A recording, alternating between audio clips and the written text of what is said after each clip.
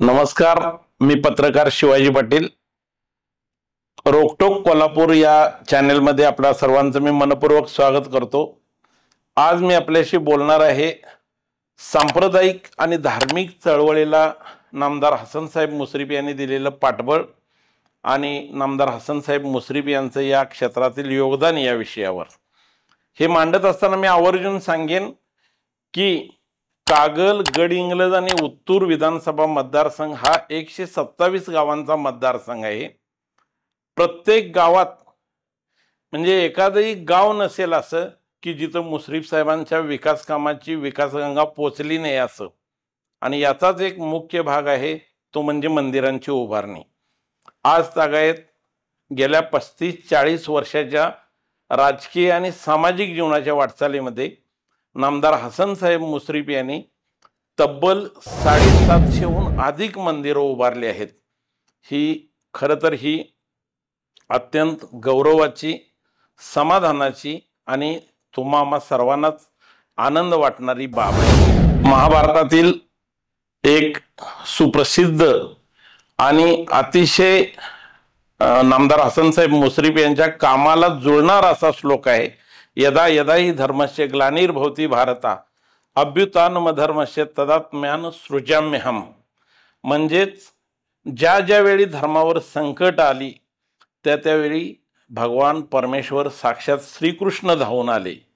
आणि यालाच जोडून मी आवर्जून म्हणेन की धर्माच्या बळकटीकरणासाठी, धर्माची चळवळ वाढण्यासाठी, तिचं संगोपन आणि वृद्धी होण्यासाठी नामदार हसनसाहेब मुश्रीफ यांनी आपल्या सामाजिक आणि राजकीय आयुष्यात नेहमीच पाठबळ दिलं आहे, ताकद दिली आहे. साहेबांचं धर्म चळवळ आणि सांप्रदायिकतेच्या कामामध्ये योगदान मांडत असताना मी एक गोष्ट आवर्जून सांगेन, गेल्या 35-40 वर्षाच्या प्रवासात जो माणूस साहेबांकडं मंदिर उभारणी, मंदिराची वास्तुशांती, मंदिराच्या कळसाची उभारणी, मंदिराचा जीर्णोद्धार, अगदी मूर्तीची प्रतिष्ठापना असे विषय घेऊन साहेबांकडे आला, मी खात्रीने सांगू शकेन किंवा विश्वास देऊ शकेन, एकही माणूस जो असे विषय घेऊन साहेबांच्याकडे आला, एकही माणूस आज तागायत रिकाम्या हाताने परत गेलेला नाही.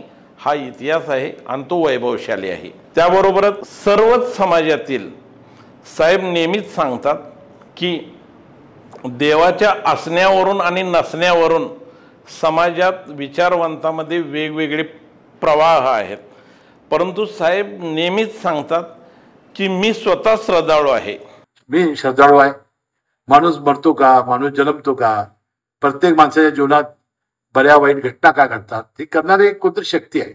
रोज भजन कीर्तन, जे व्यसनी माणसं आहेत ती जर यायला लागली की ती निर्व्यसनी होतील, चांगले संस्कार होतील, मुलाबाळांच्यावर चांगले संस्कार होतील. आणि म्हणून देव हा आहे तो अदृश्य स्वरूपात आहे. श्रद्धेवरच हे जग चाललेलं आहे. नीती आणि अनितीच्या भीतीतूनच मानव प्राणी चांगल्या कामाकडे वळतो.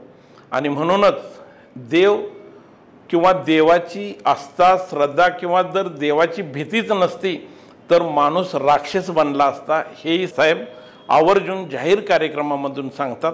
आणि म्हणूनच आपल्या हातून एवढ्या प्रचंड संख्येने मंदिराची उभारणी झाली. मंदिरात लोक भक्तिभावाने जातात, श्रद्धा ठेवतात, सदाचाराच्या मार्गाला लागतात, नीतीच्या मार्गाने जातात. हा साहेबांचा विश्वास आहे. आणि म्हणूनच ही मंदिरांची एवढ्या प्रचंड संख्येने उभारणी झाली, हे इथे आवर्जून सांगतात. या भागात मी आपणा सर्वांना आवर्जून सांगेन की अयोध्या येथील प्रभू श्री राम मंदिराची सबंध भारतवासियांना तब्बल 500हून अधिक वर्ष प्रतीक्षा होती. आणि त्या प्रतीक्षेचा शेवट 22 जानेवारी 2024 रोजी, अगदी 6-7 महिन्यापूर्वीच हे अयोध्येतील राम मंदिराचं लोकार्पण झालं. परंतु 2015 मध्ये नामदार हसनसाहेब मुश्रीफ यांनी दिल्लीतील अक्षरधाम या पवित्र तीर्थस्थानाच्या धर्तीवर कागलमध्ये अतिशय सुंदर आणि सुबक संगमरवरी राम मंदिर उभारलं.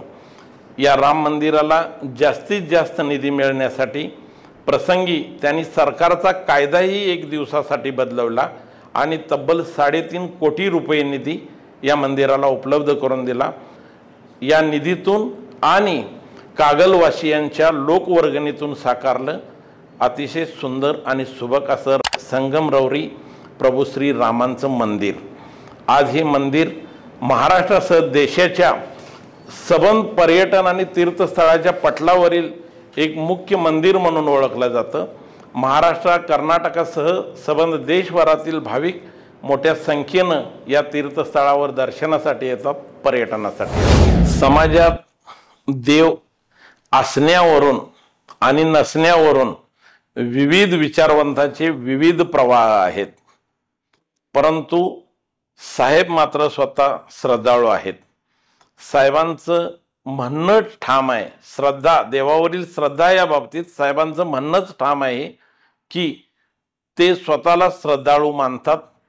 लोकांच्या श्रद्धेचा भाव ते आदरानं जोपासतात आणि त्यांचं म्हणणं आहे की देव आहे या कल्पनेनंच माणूस सदाचारानं नीतीनं वागतो।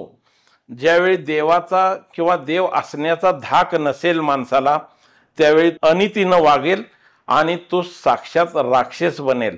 म्हणून जे जे लोक आपल्याकडे मंदिराचा विषय घेऊन येतात ती सगळी मंदिरं मी बांधायला मदत करतो, ती पूर्ण करून देतो, हा साहेबांचा दावा आहे आणि तो 100% खराही आहे। आणि या भावनेतूनच साहेब, मी जरी कुठल्याही समाजात असलो तर मी देवाला मानतो, मी पूजेला बसतो, देवाला जातो, माझ्या जात धर्म काही नाही, माणूस हा धर्म, परमेश्वर हा माणसाच्या हितात आहे हे मानणारा मी कार्यकर्ता आहे। मी स्वतः सर्व धर्म समभावाचा व्यक्ती माणूस असल्याचे आवर्जून सांगतात।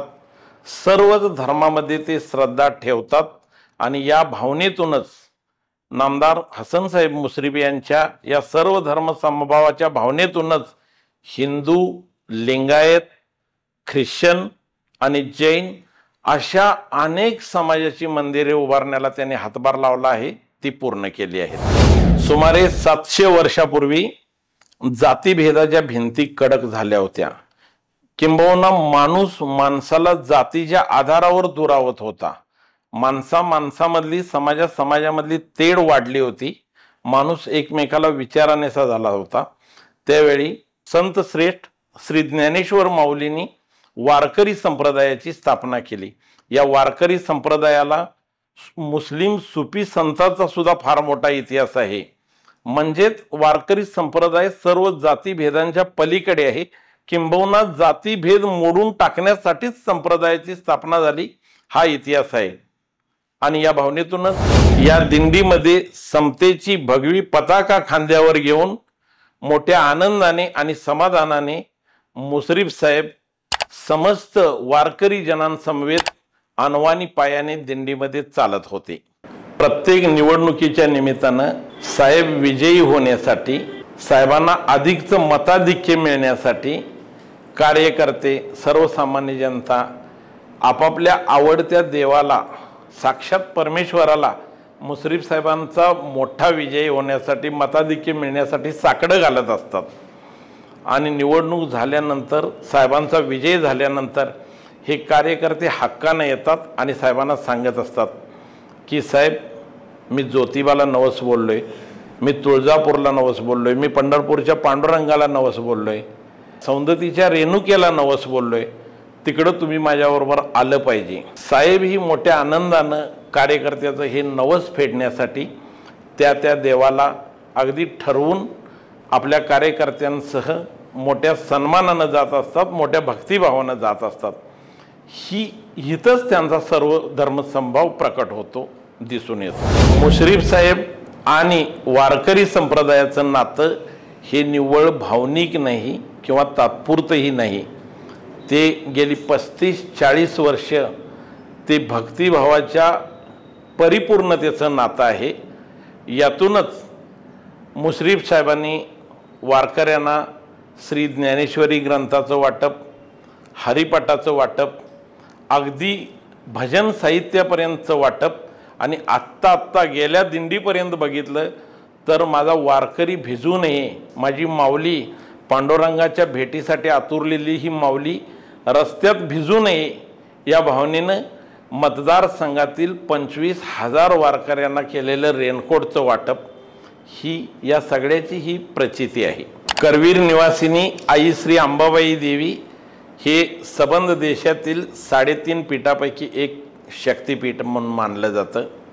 सबंध देशभरातील भाविक मोठ्या भक्तिभावाने या शक्तिपीठाला नमन वंदन करण्यासाठी येतात।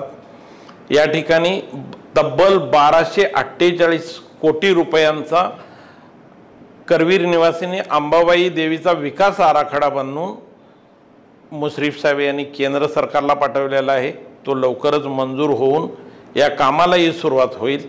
त्याबरोबरच कागल गडहिंग्लज उत्तूर विधानसभा मतदारसंघातील मग ते कागलचं प्रभू श्री रामांचं मंदिर असो, पिराचीवाडी येथील गहिनीनाथ देवालय असो, कुरुकली येथील श्री घोडेश्वर देवालय असो, गडहिंग्लज येथील श्री काळभैरी देवालय असो, उत्तूर येथील जोमखाई मंदिर असो, अशी शेकडो मंदिरं ब वर्ग तीर्थस्थळामध्ये समाविष्ट करून या मंदिरांना कोट्यवधी रुपयांचा निधी मंजूर करून साहेबांनी दिलेला आहे। मुरगुडचे ग्रामदैवत श्री अंबाबाई देवी हे तर पंचक्रोशीतील सबंध मुरगुडवासियांसह पंचक्रोशीतील सबंध भाविक भक्तांचे श्रद्धास्थान। एखाद्या कोरीव लेण्याप्रमाणे दगडी शिल्पकलेतील एक सुंदर कोरीव मंदिर मुरगुडात बांधकाम मुश्रीफ साहेबांनी आपल्या निधीतून केलेलं आहे। याचाही आम्हा सर्वांना निश्चितच आनंद आहे। कागलमध्ये बस स्थानकाजवळ उभारलेला छत्रपती शिवाजी महाराजांचा अश्वारूढ पुतळा असेल। परत कागलमध्ये धर्मरक्षक स्वराज्य रक्षक छत्रपती संभाजी महाराजांचा लोकवर्गणीतून उभारलेला पुतळा असेल। गडहिंग्लजमध्ये बस स्थानकाजवळ उभारलेला छत्रपती शिवाजी महाराज यांचा पुतळा असेल। हे सगळी कामं तसेच बाचणी येथे उभारलेला छत्रपती शिवाजी महाराजांचा पुतळा असेल। महान मराठा योद्धे सरसेनापती संताजी घोरपडे यांचे सेनापती कापसी येथे पूर्णत्वाच्या अंतिम टप्प्यात आलेले स्मारक असेल।